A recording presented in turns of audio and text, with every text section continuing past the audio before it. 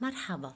للابتعاد عن الرتابة بالمحاضرات وورش العمل والاجتماعات واستطلاعات الرأي والتصويت والمسابقات وعدم حصرها بوسيلة واحدة ووحيدة للتواصل، هناك منتيميتر.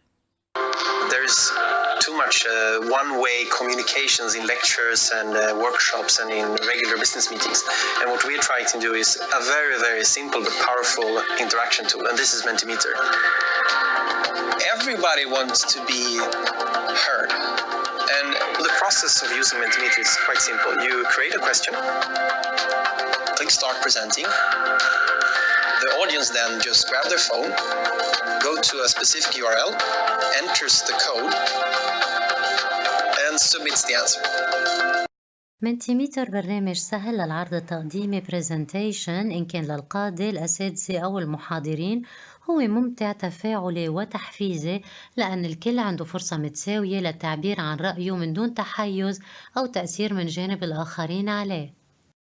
استعمال منتيميتر سهل كتير، والبداية بتكون مع ask question أو طرح السؤال. من بعد ما يعمل الأستاذ ساين اب على الموقع بيطرح سؤال أو بيختار من قبل أمثلة متوفرة عديدة. الخطوة التالية هي تصويت الحضور، واللي بيتم باللحظة ذاتها لما بيتوجه الحاضرون لموقع التصويت من خلال الهواتف تبعهم، وبيدخلوا الكود وبيصوتوا عبر اختيار من ضمن احتمالات موجودة من دون حاجة لإنستوليشن. طبعا بيكون الأستاذ حدد نوعية الأسئلة، هل بده إياها أسئلة متعددة الاختيارات أو أجوبة مفتوحة.